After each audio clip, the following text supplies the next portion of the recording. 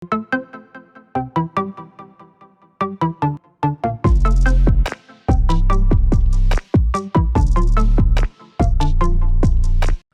selamat datang di podcast Gajian, podcastnya makin mahir. Ketemu lagi bareng saya dan juga Saya Dino.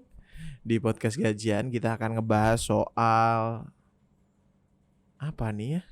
Apa ya? Tentang ya masih berkaitan dengan 2022 lah. Persiapan kerja atau persiapan karir di tahun 2022.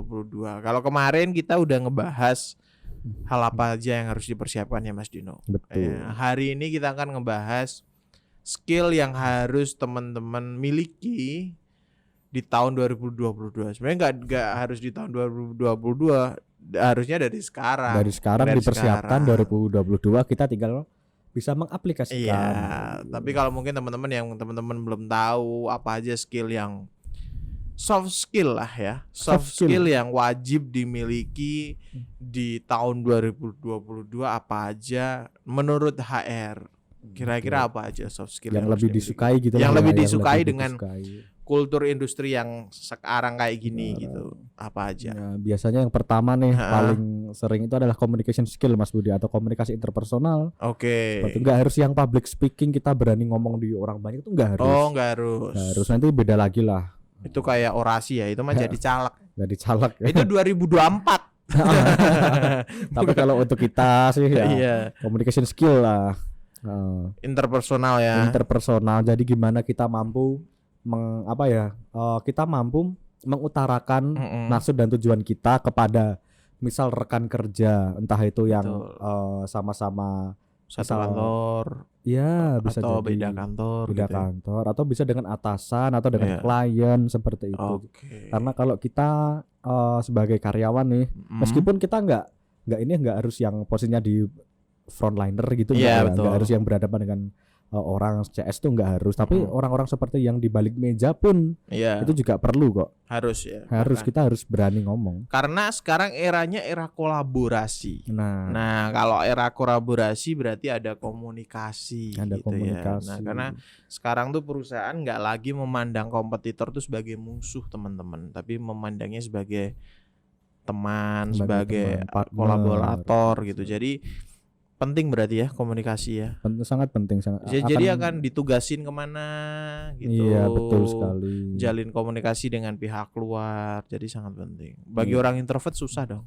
Nah, bagi orang introvert, sebenarnya komunikasi itu bisa diasah Mas Budi, bisa dilatih. Diasah ya. Bisa dilatih, tinggal kita tuh mau nggak. Makanya kita tuh harus dari sekarang harus memiliki mindset.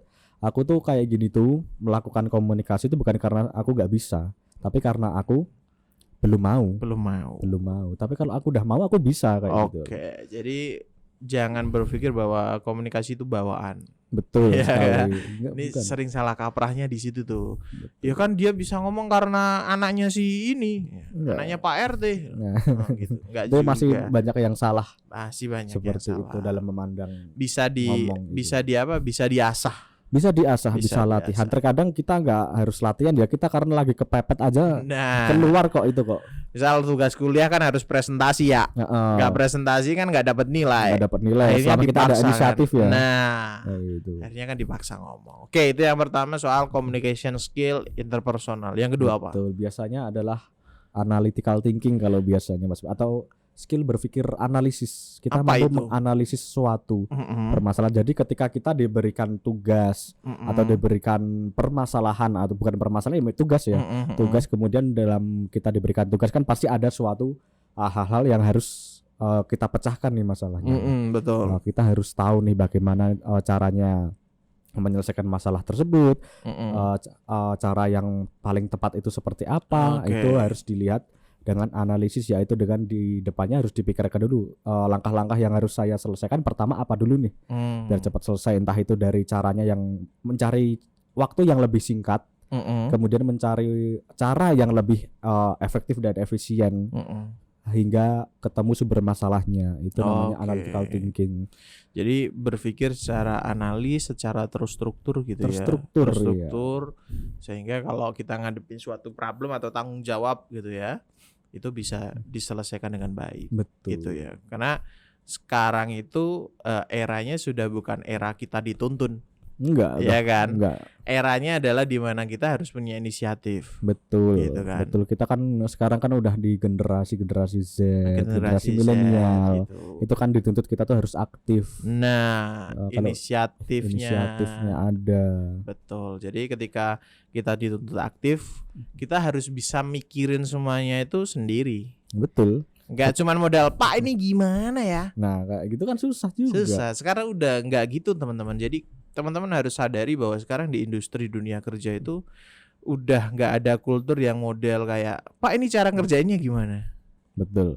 Misal pun ada itu biasanya cuma dikasih tahu 1 kali. Iya, 1 kali. Gitu. Habis itu Silakan kalian harus explore sendiri gitu. Kalau nggak dikasih kulitnya doang. Iya. Dalamannya silakan cari sendiri. Jadi penting sekali untuk bisa punya kemampuan berpikir secara analisis. Betul, karena seperti itu akan bikin teman-teman semuanya lebih cepat belajar, cepat adaptasi. Betul. Kalau dituntun terus akan lama belajarnya. Betul. Berkembangnya akan lama.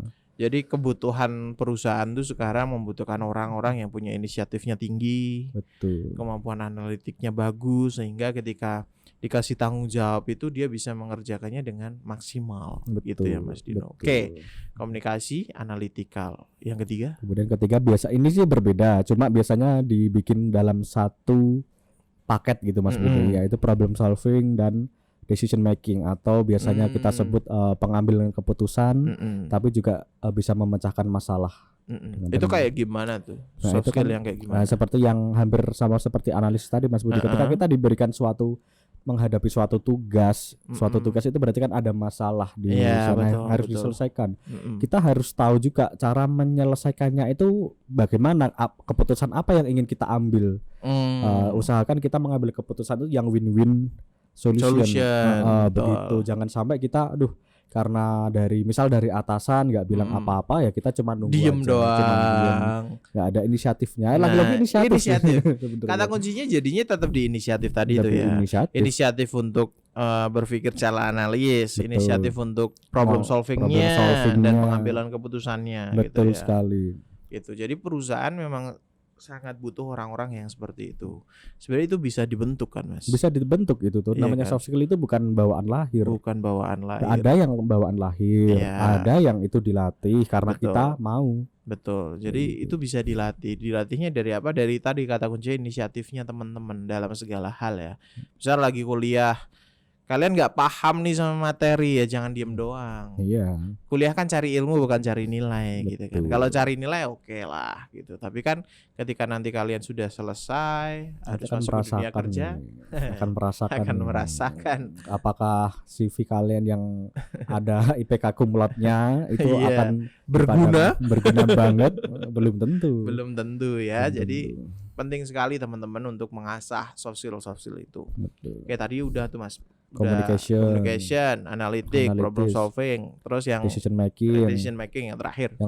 Nah ini penting nih, ini kan di zaman era globalisasi, digitalisasi. Iya, digitalisasi. Perlu kita yang namanya adalah creative thinking. Iya, betul. Itu penting banget ini. Penting banget. Coba kalian lihat di YouTube yang sekarang, lihat vlog-vlognya orang-orang, kok bisa sih yang biasanya dulu nih, zaman bapak ibu kita.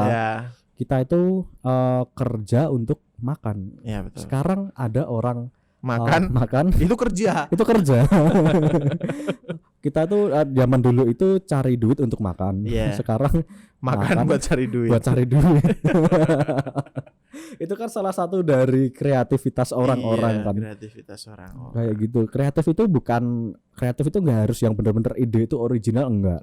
Kreatif itu yang ada adalah ketika kita bisa memberikan saran perbaikan, misal perbaikan, kemudian ada pembaruan dari ide-ide yang sudah ada sebelumnya, teman-teman. Betul. Seperti itu. Karena sekarang itu kalau di sekolah kita kenalnya ada kerja keras, kerja ikhlas, kerja cerdas. Iya kan? Mungkin kalau kreatif itu masuknya di kerja cerdas ya Mas. Kerja cerdas. Masuknya di kerja cerdas karena sekarang kalau di industri atau di dunia kerja itu teman-teman, orang yang rajin itu belum tentu di-appreciate. Betul. Gitu ya, karena kebanyakan perusahaan sekarang menekankan pada hasil. Di hasilnya, bagaimana cara mendapatkan hasil yang terbaik Iya. ya dengan kita memiliki creative thinking itu. Iya, betul. Jadi kebanyakan perusahaan itu sekarang menerapkan bahwa kita cuman mau menilai hasilnya. Betul. Prosesnya kalian sekreatif mungkin. Betul. Gitu. Jadi Sekreatif mungkin. creative kemudian. thinking penting banget nih. Betul, penting. Memang itu kan yang diharapkan anak-anak muda sekarang kan. Iya. Makanya namanya pemerintah aja juga kan menginginkan kita tuh mendorong industri kreatif. Nah, betul. Nah. ASN juga sekarang banyak anak mudanya. Banyak anak muda yang lebih Gitu. kreatif. Karena kita didorong untuk tidak kolot, Betul, tidak kolot. tidak kolonial gitu ya. Betul. Jauh lebih cair, jauh lebih apa? Ya jauh lebih Ya, ngeblend dan lah sama lebih banyak kondisi. Diberikan ruang juga kan sekarang oleh perusahaan-perusahaan betul. untuk kita berkreasi. Nah gitu. Kecuali Anda kerja di perusahaan manufaktur. Ya. Kalau Anda kreatif bahaya itunya. Iya dong. Jatah masang pintu mobil Anda kasih jendela doang ya nggak bisa dong gitu ya. Jadi Betul. memang ada perusahaan, terutama kalau di perusahaan manufaktur, pabrik gitu ya, itu biasanya memang sudah ada SOP ketatnya. memang harusnya seperti itu. Kalau dirubah Iya, ya. kalau dirubah jadinya bermasalah. Jadi ruang untuk kreatifnya ditekan. Betul. Tapi karena sekarang banyak industri kreatif digital, ruang kreatifnya dibuka. Dibuka. Iya, jadi kita ada ini ya pengecualian ya Mas Budi. Iya, Jangan betul, sampai ada nanti pengecualian. teman-teman yang Kerja kerja di pabrik, lo kok kamu kok kreatif banget gara-gara masang pintu mobil yang dipasang pintu rumah misalnya. Yang Gitu. disalahin kita nanti. kan. Iya, jadi ada sektor-sektor yang memang masih seperti dulu, tapi banyak sektor yang sudah berubah. Gitu ya. Betul. Mungkin itu teman-teman 4 soft skill yang teman-teman harus kuasai di tahun 2022 untuk bisa bersaing lah ya. Iya. Karena persaingan semakin ketat banget dan kita tahu bahwa nyari kerja susah. Iya.